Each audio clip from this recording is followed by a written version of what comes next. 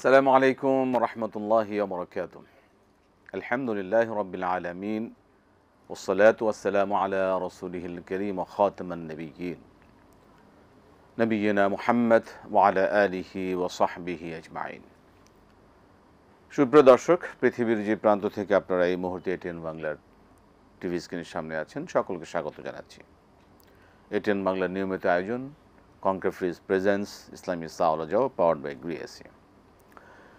প্রিয় দর্শক, এই আয়োজনে আপনাদের জীবন ঘনিষ্ঠ যে কোনো ধরনের প্রশ্নের জবাব ইসলামিক শরীর আলোকে জানতে আপনি প্রশ্ন করুন, ফোন করুন। আমি আছি আপনাদের সাথে একেএম ফিরোজ। আমাদের সাথে আজ স্টুডিওতে উপস্থিত আছেন শেখ প্রফেসর আনোয়ার রশিদ আহমদ মাদানী হাফিজাহুল্লাহ। আসসালামু আলাইকুম ওয়া রাহমাতুল্লাহি ওয়া বারাকাতুহু। ওয়ালাইকুম আসসালাম ওয়া রাহমাতুল্লাহি ওয়া বারাকাতুহু। শেখ মারহাবান বিকুম। ওয়াইয়াকুম আহসান হাইয়াকাল্লাহ বারাকাল্লাহু ফিক। ইনশাআল্লাহ আমরা দর্শকদের বিষয়গুলো জানবো। প্রিয় দর্শক, একটা বিষয় অবশ্যই আপনারা মনে করে আমাদেরকে সহযোগিতা করবেন। যারা আমাদের সাথে এই অনুষ্ঠানে আয়োজনে আপনি প্রশ্ন করার সুযোগ পাচ্ছেন, আপনি যখন কথা বলবেন, আপনি যে টিভি সেট টেলিভিশন দেখছেন, টেলিভিশনে ভলিউমটা কমে আমাদের সাথে কথা বলবেন, এটাই অনুরোধ। যাব অনুষ্ঠানে। জি, বিসমিল্লাহ বলে শুরু করছি। দর্শক কে আছেন বলুন। আসসালামু আলাইকুম। আসসালামু আলাইকুম।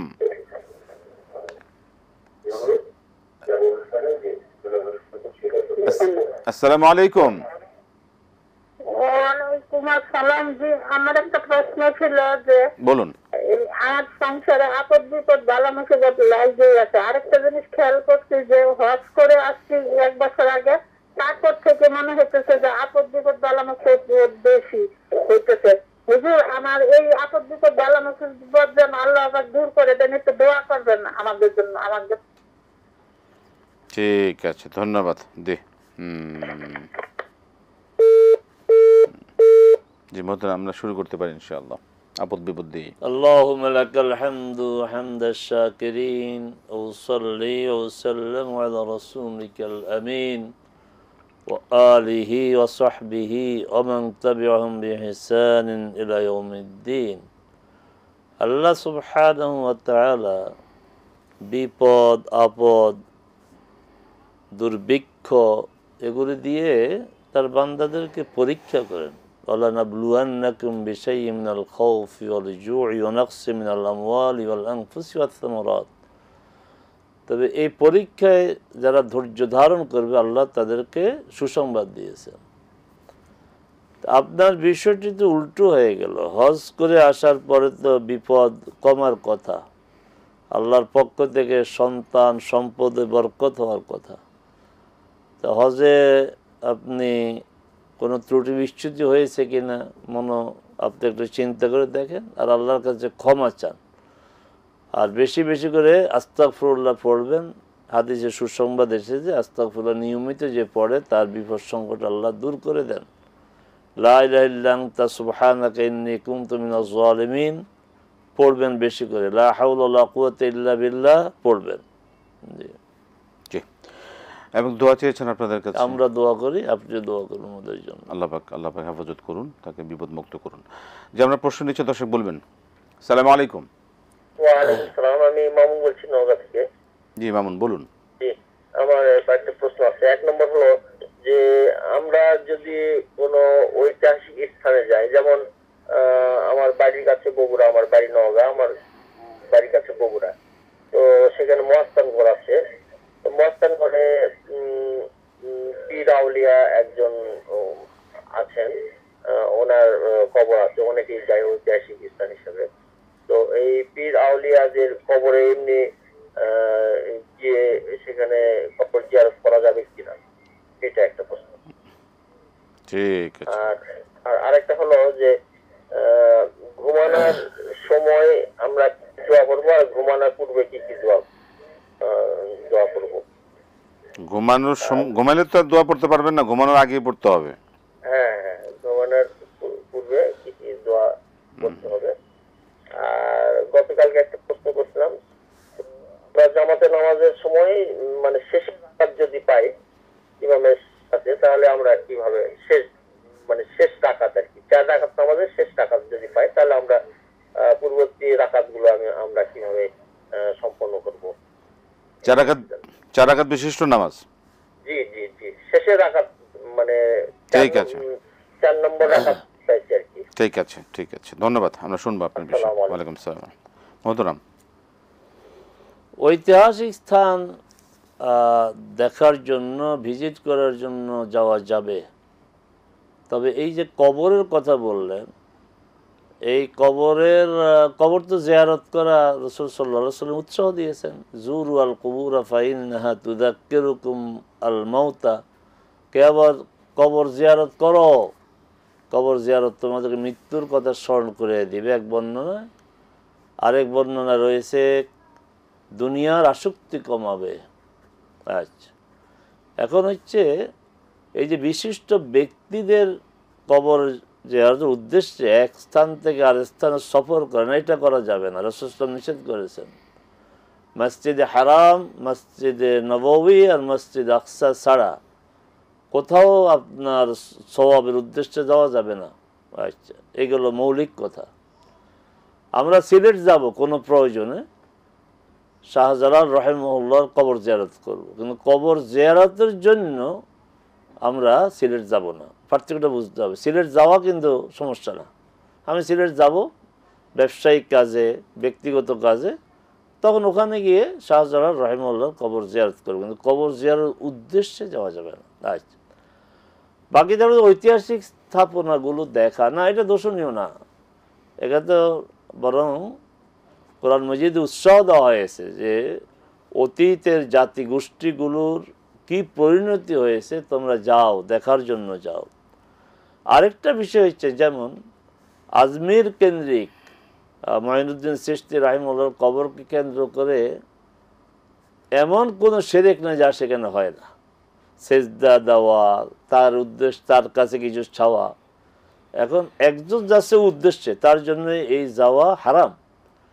আর আমরা যদি কেউ যাই, দেখি ওখানে কি ঘটছে, ওগুলি সরজমিনে দেখে মানুষকে সতর্ক সাবধান করা, তাহলে আমার যাওয়াটার মধ্যে সওয়াব আছে। আরেকজনের যাওয়া হচ্ছে গুনাহের কাজ, শিরকের কাজ। আর আমি আপনি যদি এই নিয়তে যাই যে ওখানে কি ধরনের শিরক হচ্ছে, কি ধরনের পাপাচার হচ্ছে, এগুলি সরজমিনে দেখে এসে মানুষকে সতর্ক করা, তাহলে যাওয়াটার মধ্যে সওয়াব আছে। এর সাথে সংশ্লিষ্ট প্রশ্ন যেটা, এটা খুব রিলেটেড, আমরা সামাজিকভাবে এবং বাস্তবতা যেটা, যে অন্য কোনো ধর্মীয় অনুষ্ঠান হচ্ছে, সেখানে আমরা অনেকে অংশগ্রহণ করে থাকি।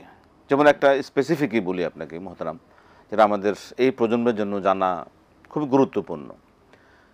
আমাদের একটি অন্য ধর্মের তাদের একটা উৎসব আছে, হোলি একটা উৎসব আছে, রং দিয়ে খেলা করা হয়।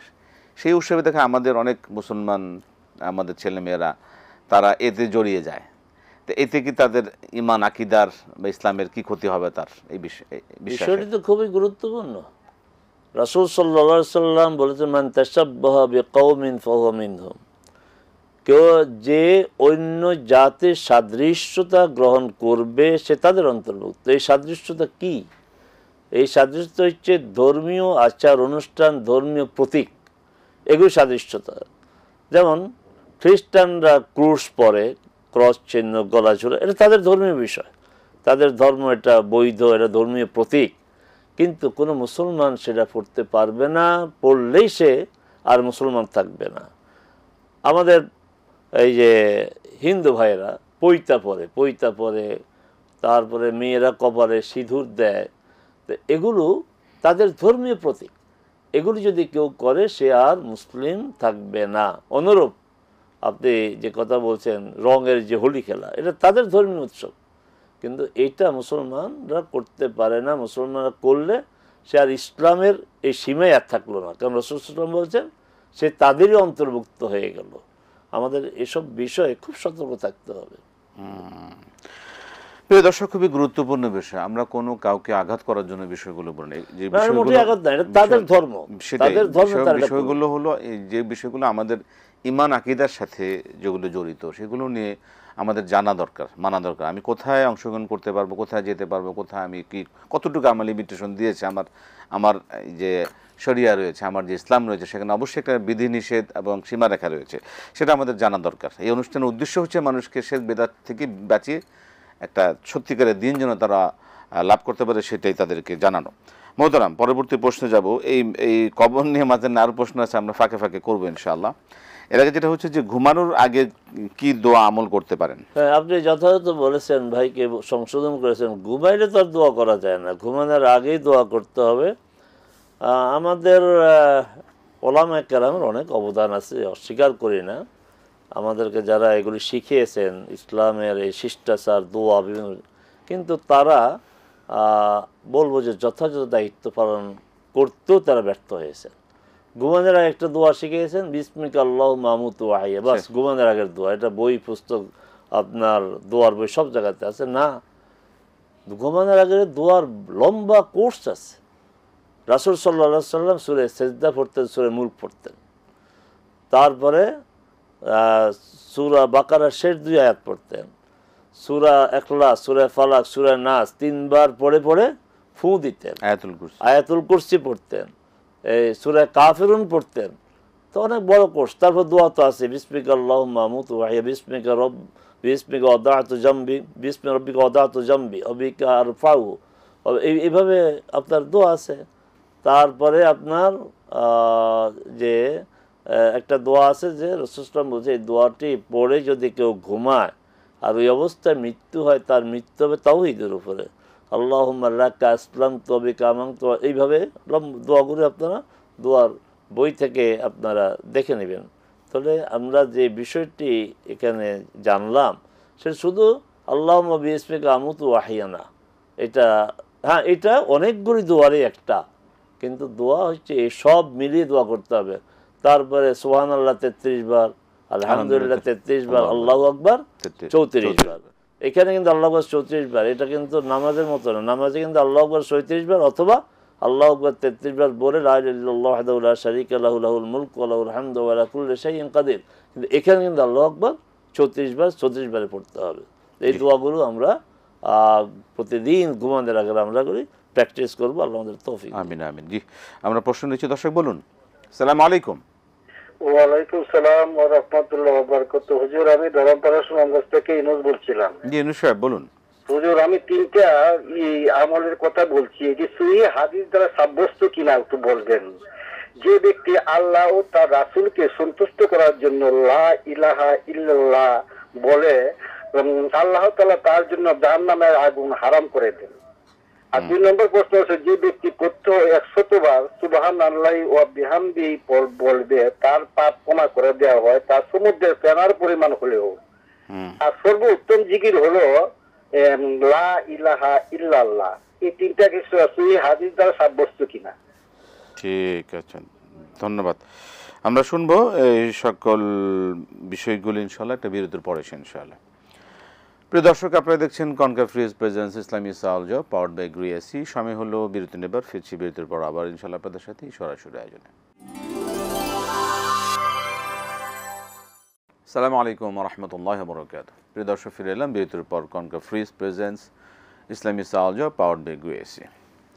এই সরাসরি আয়োজনে আমরা প্রশ্ন যাব, যে দর্শক প্রশ্ন করেছিলেন যে শেষ রাকাতে 4 রাকাত বিশিষ্ট যদি অংশগ্রহণ করি তাহলে কিভাবে আদায়? 4 রাকাত বিশিষ্ট সালাতের শেষ রাকাত যদি আপনি পান, এটা আপনার জন্য প্রথম রাকাত। এখানে আপনি আরেক রাকাত পড়ে আপনি বসে যাবেন, 2 রাকাত বসে গিয়ে আবার 2 রাকাত পড়বেন। এইভাবে মানে আপনার মোট বসা হবে 3 বার, ইমাম সাহেবের সাথে 1 বার, আর আপনি 1 রাকাত পড়ে বসবেন, তো 2 রাকাতের পরে বসা হবে, আর 2 রাকাত পরে আপনার পরের বসাটা হবে। সেই ক্ষেত্রে তিনি প্রথম 2 রাকাত আর শেষ 2 রাকাতটা কিভাবে নির্ধারণ করবেন? প্রথম 2 রাকাতের কেরাত সহ যখন সালাম ফিরিয়ে আপনি সালাত শুরু করবেন, ওখানে আপনি সূরা ফাতিহা পড়বেন, সূরা ফাতিহার সাথে আরেকটি সূরা পড়বেন। আপনি বসার পরে আবার যখন উঠবেন, তখন আপনি সূরা ফাতিহার সাথে আরেকটি সূরা পড়বেন। যারা সূরা ফাতিহার সাথে আরেকটি সূরা পড়াকে যারা ওয়াজিব মনে করে, হানাফি মাযহাব, আর অন্য মাযহাব অনুযায়ী সূরা ফাতিহা পড়লেই চলবে। তাহলে প্রথম 2 রাকাত হবে তার কেরাত সহ, পরে 2 রাকাত হবে তার কেরাত ছাড়া, সেভাবে পড়তে পারবেন। জি, কবরকে যেমন মাজার বলা, এটা কি ঠিক আছে কিনা? না, এটা কোনো প্রয়োজন নেই। এমনকি রাসূল সাল্লাল্লাহু আলাইহি সাল্লামের কবরকেও তিনি কবর বলেছেন, সাহাবায়ে কেরামও কবর বলেছেন। রাসূল সাল্লাল্লাহু আলাইহি ওয়াসাল্লাম কবরকে রাসূল সাল্লাল্লাহু আলাইহি ওয়াসাল্লাম রওজা বলেন নাই। আর সাহাবায়ে কেরাম যারা রাসূল সাল্লাল্লাহু আলাইহি ওয়াসাল্লামকে সবচেয়ে বেশি ভালোবাসতেন, সারা পৃথিবীর মুসলমানদের ভালোবাসা এক পাল্লা দেওয়া হলে একজন সাহাবীর যে ভালোবাসা এক পাল্লা দেওয়া, ওই পাল্লাটা ভারী হবে। যতই আশিক রসুল দাবি করে না কেন, তারা কেউ রাসূল সাল্লাল্লাহু আলাইহি ওয়াসাল্লামের কবরকে রওজা বলেন নাই, কবর বলেছেন। মাজার মাজার তো বলার প্রশ্নই ওঠে না। জি, কবর কবর। জি, অনেকে এই কবরে মান্নত করে, মাজারে মান্নত করে, এটা কি না, ইসলাম কবরকে শরীয়তে? মান্নত বা কবরে মান্নত তো এমনি ইসলাম উৎসাহিত করেছে। মান্নত এমনিতেই এটা ফরজ তো না, সুন্নত না, নফলও না, একটা বাড়তি কাজ। রাসূল সাল্লাল্লাহু আলাইহি ওয়াসাল্লাম খুব নিরুৎসাহিত করেছেন। তারপরে যদি কেউ করে তখন এই মানত পূরণ করা তার জন্য ওয়াজিব হয়ে যায়। তো এরপরে তো কবরে মানত করার কোনো প্রশ্নই ওঠে না। জি, ঠিক আছে মোহতারাম, আমাদের যেটা আমাদের কালচার, আমরা দেখে থাকি যে আমাদের অনেক বিভিন্ন রাজনৈতিক দলও বাস্তবতার ক্ষেত্রে থাকে, তারা এই যে মাজার কেন্দ্রিক অনেক কিছু তারা কর্মসূচি, নির্বাচনী কর্মসূচি সুযোগ করেন, দোয়া করে এখান থেকে এগুলো অজ্ঞতা, আবার ইসলাম অনেকে সম্পর্কে না জানা, আকীদার অস্বচ্ছতা। এটা আলেমদেরও দোষ আছে, কারণ আলেমরাও সাহস করিয়া কিছু বলে না যে এই কাজটাই তো অন্যায় কাজ।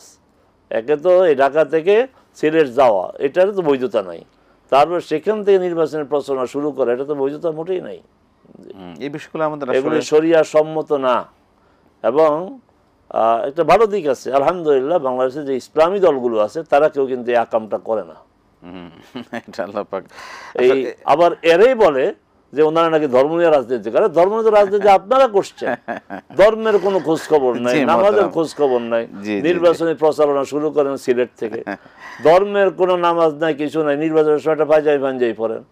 যারা আল্লাহ রসুলের অস্তিত্ব খুঁজে পায় না আসলে তারাও দেখি যে নির্বাচনের সময় একটা পাঞ্জাবি পরে, পায়জামা পরে, আর এলাকার মসজিদে গিয়ে তারা জুমার আগে আলোচনা রাখে, মানুষের কাছে ভোট চায়। তো ধর্ম নিয়ে রাজনীতি কারা করে? ধর্মভিত্তিক দলগুলো ধর্ম নিয়ে রাজনীতি করে না, কারণ তারা ধর্মভিত্তিক রাজনীতি করে। আর আপনি ধর্মবিহীন রাজনীতি করেন, নির্বাচনের সময় এসে ধর্মকে আপনি ব্যবহার করেন। ধর্ম নিয়ে রাজনীতি আপনারা করেন, লজ্জিত করা উচিত। যেগুলো সবসময় ধর্ম চর্চা করে, ওই লোকগুলো রাজনৈতিক সমাবেশ করে, ওখানে তারা জমাতে নামাজ পড়ে, রাজনৈতিক সমাবেশ করে, পাশে তারা মসজিদে নামাজ পড়ে। এক ওয়াক্ত নামাজ তারা বাদ দেয় না, তারা রাজনৈতিক কর্মসূচি পালন করে। আর আপনারা প্রোগ্রাম করেন, আপনাদের জোহর নাই, আসর নাই, মাগরিব নাই, আবার আপনারা নাকি তাহাজ্জুদও পড়েন। এটা হাস্যকর।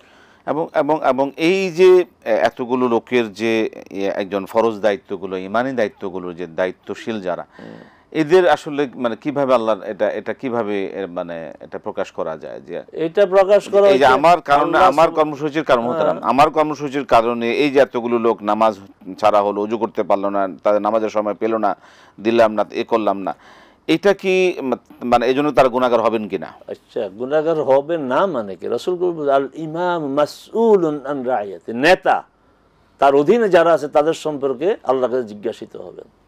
আমি আপনি আমাকে জিজ্ঞাসা করেন ব্যক্তি হিসাবে, আপনি ব্যক্তি হিসাবে, আমাদের ইউনুস সাহেব জিজ্ঞাসা করবে ব্যক্তি হিসাবে, কিন্তু আমাদের নেতাদেরকে তার দায়িত্ব বেশি, তার ব্যক্তি হিসাবেও তাকে জবাবদিহি করতে হবে, জবাবদিহিতার সম্মুখীন হতে হবে, আমাদের জবাবও তাদেরকে দিতে হবে। মানে যার যত দায়িত্ব সেই দায়িত্ব নিয়েও তাকে জবাবদিহিতার আওতায় আনতে হবে, এবং খুবই সতর্ক। সেই ক্ষেত্রে আমরা যারা দায়িত্বশীল আছি তাদেরকে কিন্তু এই বিষয়ে অনুরোধ, আপনারা ধর্ম নিয়ে রাজনীতি করবেন না। আর ধর্মীয় দলগুলোকে এই কথা অভিযোগ দিবেন না যে তারা ধর্ম নিয়ে রাজনীতি করে। তারা ধর্ম নিয়ে রাজনীতি করে, তারা সবসময় ধর্ম চর্চা করে।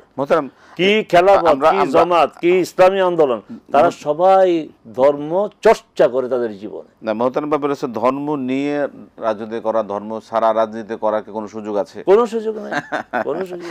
কারণ ইসলাম একটা পরিপূর্ণ, আমি যদি ধর্মভিত্তিক, আমি একটু বলি, ধর্মভিত্তিক ধর্ম নিয়ে রাজনীতি করে। আপনারা বলেন কোরআনে কোনো রাজনীতি নাই, কোরআনে রাজনীতি আপনি খুঁজে পান না। আবার আপনার রাজনৈতিক পুরানো ইসলামী আন্দোলনের আপনার যিনি আমির সরমনের পীর সাহেব, তার সাথে আবার আপনি একসাথে 10 দফা দেন। মোহতারাম, আমরা আমরা আমরা অনেকে মনে করবো যে আমরা পলিটিক্যাল আলোচনা করতেছি, কিন্তু যেটা আমার ইমানের সাথে আকীদার সাথে এই বিষয়গুলো জানানো আমাদের দর্শকদের প্রয়োজন। অবশ্যই আমরা ওই দৃষ্টিভঙ্গিতে বলছি, ওই দৃষ্টিভঙ্গি থেকেই যে আমি এই ব্যাপারে ধর্ম, একজন মুসলিম তার ধর্মকে একপাশে রেখে দিতে পারে না। সেটাই, যে আমি যদি বিশ্বাস করি যে ইসলাম একটি পরিপূর্ণ জীবন ব্যবস্থা, তাই না, সেই ক্ষেত্রে আমাকে সবকিছুই ধর্ম থেকে বের করে আলাদা আলাদা কিছু করার নিয়ম নেই। যেমনি ভাবে ইসলামকে অর্থনৈতিক ব্যবস্থা দেয়নি, অবশ্যই অর্থনৈতিকভাবে ইসলামী ব্যবস্থাগুলো পরিচালিত হচ্ছে অলরেডি বিভিন্ন ব্যাংকগুলোতে। সুতরাং আমি যদি বলি যে না, ইসলাম আলাদা, হিসাব আলাদা, ব্যাংক আলাদা, এইভাবে আলাদা করার অধিকার কাউকে কোনো সুযোগ নেই, কাউকে দেয়নি, এবং এটা করা সরাসরি আল্লাহর সাথে, এটা আল্লাহ দ্রোহিত হবে। আল্লাহ পাক আমাদের হেফাজত করুন। মোহতারাম, যে প্রশ্ন হচ্ছে যে আল্লাহ রসুলকে মানব, অনুসরণ করবে, এবং লা ইলাহা ইল্লাল্লাহ বলবে, তার জন্য জাহান্নাম হারাম হয়ে যাবে, এই বিষয়ে হাদিসের ভাষা এভাবে না।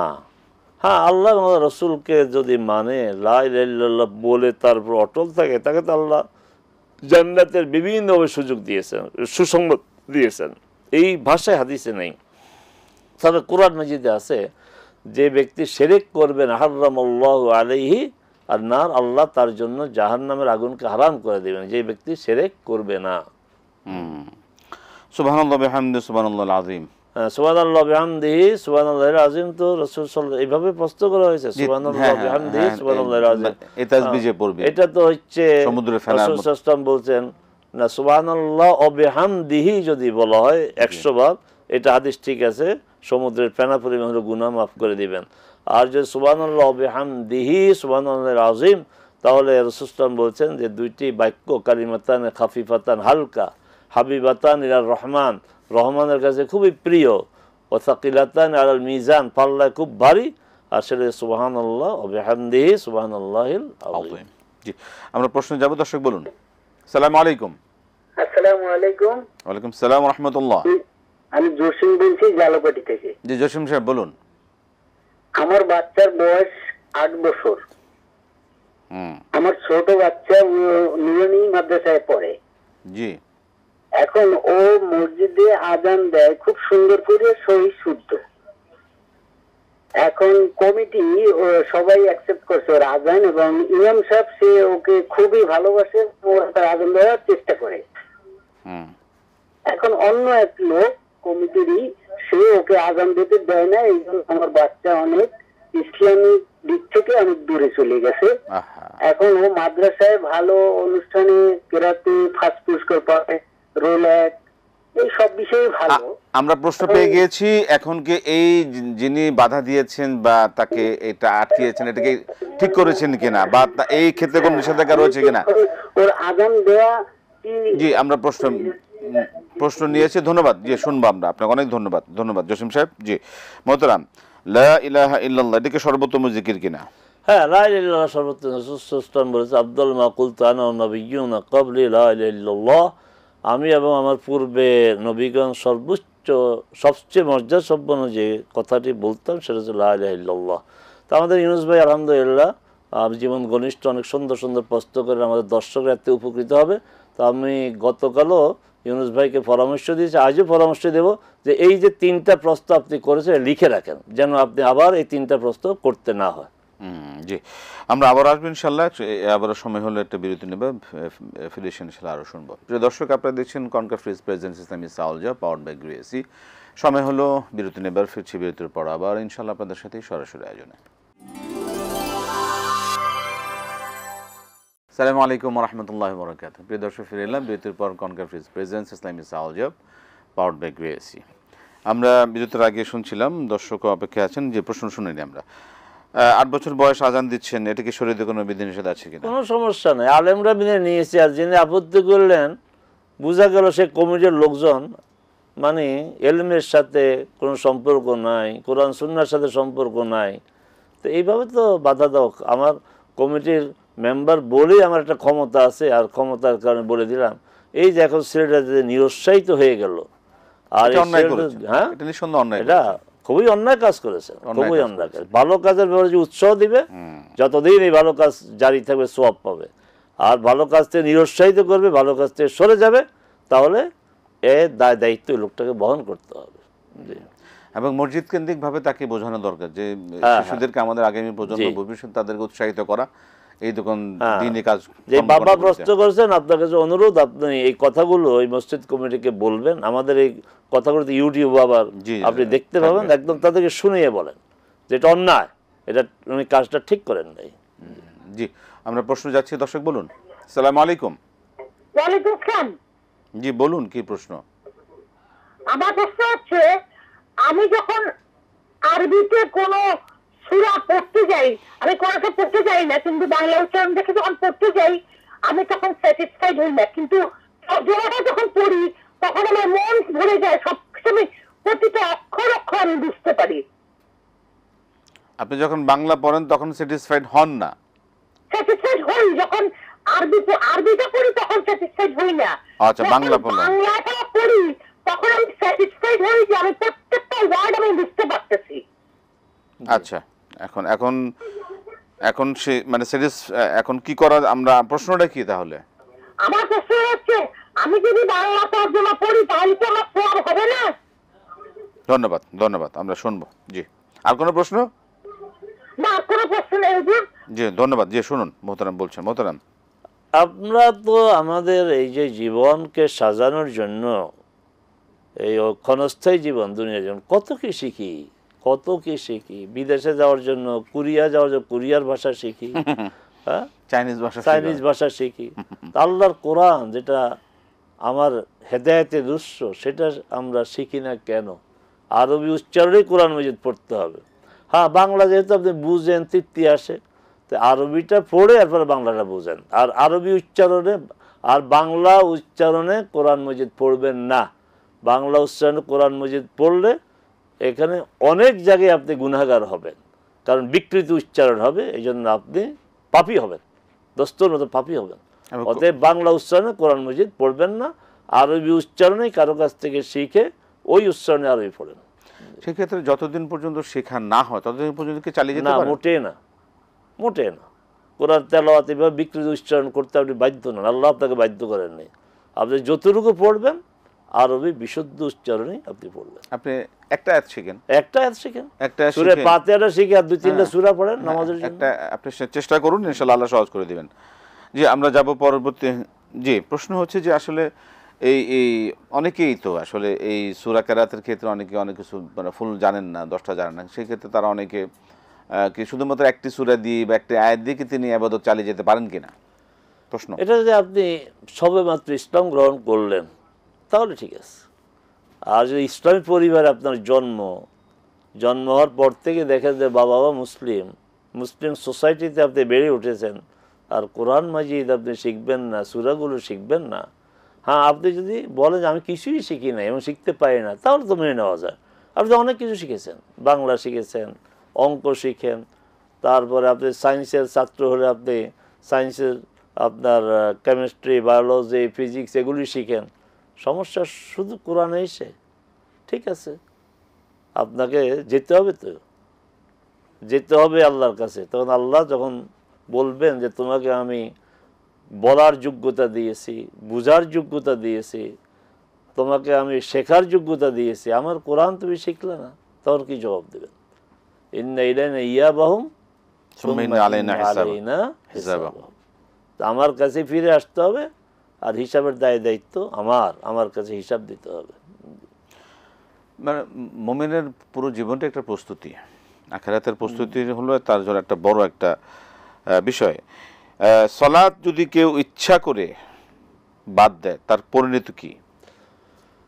সালাত যে ইচ্ছা করে বাদ দেয় তার কত বছর জাহান্নাম, কত বছর কি হবে, এই পরিণতি আমরা আপাতত রেখে দেই আখিরাতের জন্য।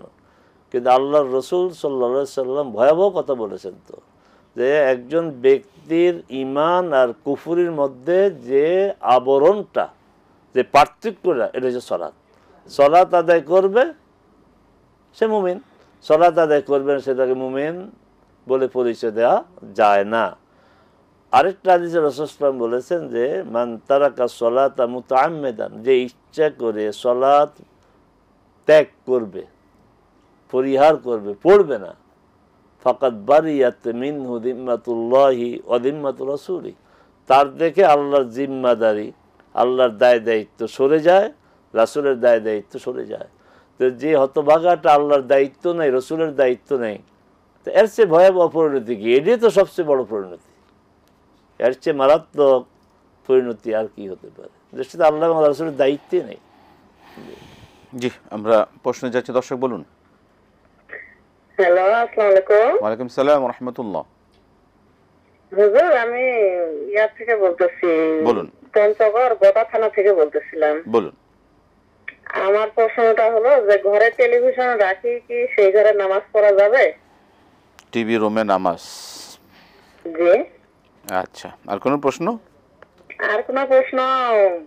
আসলে আমার সংসারে 2-3টা বাচ্চা, সংসারে অনেক অভাব। আচ্ছা, অভাব মোচনের যদি কিছু তদবির দিতেন, দোয়া কালাম দিতেন, অভাবের তো খুব ভালো হতো। অভাব দূরীকরণের আমল। জি। ধন্যবাদ। জি, আমরা শুনবো, আপনি শুনুন মোহতারাম।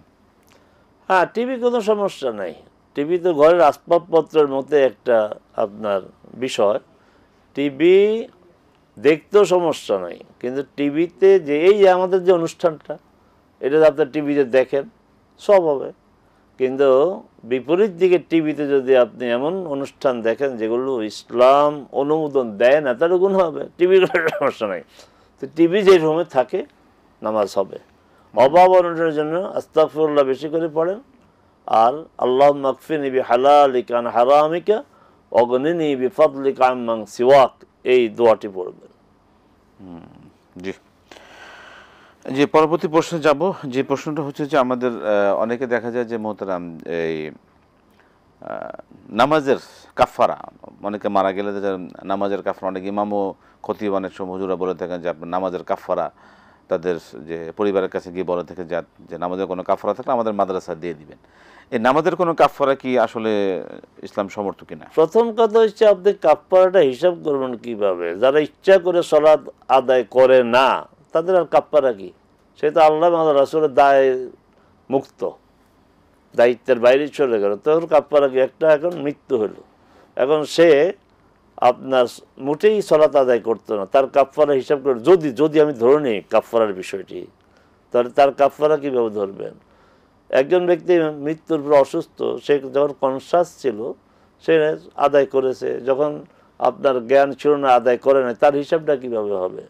বা সে নিয়মিত সালাত আদায় করতো, কিন্তু অসুস্থের অবস্থায় হাসপাতালে সে ইচ্ছা করে পড়ে নাই, কারণ যে সে একটু নিজে অসুস্থ মনে করছে, অসুস্থ মনে করে তো সালাত আদায় করতে হবে। এবং যদি সে হাসপাতাল বেডে আপনার মাস্ক পরাও থাকে, তার শ্বাসকষ্ট, ওই অবস্থায় নামাজ পড়তে হবে। কিন্তু ওই অবস্থায় নামাজ অর্থ এটা না সব খুলে দাঁড়িয়ে নামাজ পড়বে, ওই অবস্থায় সে ইশারা নিয়ে নামাজ পড়বে। তো কাফারার হিসাব কীভাবে হবে? আল্লাহ রসুল সাল্লাল্লাহু সাল্লাম থেকে কাফারা, সালাতের কাফারা বিষয়ে সহিহ হাদিস নেই, দুর্বল হাদিসও নেই, এমনকি আজকাল তো বহু জাল হাদিস বলা হয়, সেই ধরনের জাল হাদিসও একটি নেই। তো কিসের ভিত্তিতে আপনারা কাফারার কথা বলেন? এটা অন্যায়ভাবে একটা কথা মানুষের উপরে চাপিয়ে দেন কেন? একটা দুর্বল হাদিস হলে তো চলতো, যে এই একটা হাদিস আছে যে কাফারা দিতে হবে, না না, সালাতের কোনো কাফারা নেই। সেক্ষেত্রে রোজার কাফারা আছে, সেখানে ওর কথা আছে। রোজা না রাখার কাফারা না, যে একজন রোজা রাখে নেই তার কোনো কাফারা নেই, রোজা রেখে ভেঙেছে ইচ্ছে করে তার জন্য কাফারা। এই পার্থক্যগুলি বুঝাইতে হবে। একজন লোক বছরের পর বছর রোজা রাখে নাই, তার মনে করে যে 15 বছর বয়স থেকে রোজা ফরজ, এখন বয়স 45, 30 বছর রোজা রাখে নাই, তার কাফারা কি হবে? তার যদি কাফারা হিসাব করে দেন প্রতি রোজা তার 2 মাস রোজা রাখতে হবে, তাহলে তার গোটা জীবনও এইভাবে রোজা রেখে শেষ করতে পারবে না। তাহলে কাফারা দিবেন কীভাবে? কাফারা হচ্ছে যে ব্যক্তি রোজা রেখে রোজা ভেঙেছে তার জন্য কাফারা। অনেক অসুস্থ থাকেন নিজে, আর যে অসুস্থ আর সুস্থ হওয়ার সম্ভাবনা নাই, তার পক্ষ থেকে এটা কাফারা না, এটাকে বলে ফিদিয়া। একটা সাথে একটা মিলিয়ে দিবেন না, কাফারা ওটা না। কাফারা হচ্ছে আপনার আল্লাহর পক্ষ থেকে একটা শাস্তি, জরিমানা, আর ফিদিয়া হচ্ছে আল্লাহর পক্ষ থেকে অনুগ্রহ। এটা হচ্ছে বিনিময়, রোজা রাখতে পারে নাই তার বিনিময়ে সে ফিদিয়া দিল। আবারও বলছে, যিনি অসুস্থ আর সুস্থ হওয়ার সম্ভাবনা নাই তার জন্য কাফফারা না, তারটাকে বলা হয় ফিদিয়া, বিনিময়। আর যে রোজা রেখে ভাঙে তার জন্য কাফফারা, কাফফারা মানে শাস্তি।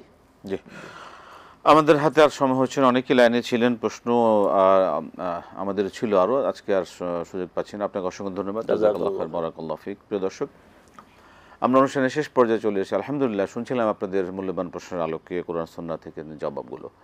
আল্লাহ সুবহানাহু ওয়া তাআলা আমাদেরকে কবুল করে, এইভাবে আমরা যেন জানতে পারি, মানতে পারি এবং শিরক বিদআত মুক্তভাবে আমরা আমাদের জীবনকে পরিচালিত করতে পারি, আল্লাহ সন্তুষ্ট অর্জন করতে পারি। আজকে শেষ করছি, বিদায় নিচ্ছি। আসসালামু আলাইকুম ওয়া রাহমাতুল্লাহি ওয়া বারাকাতুহু।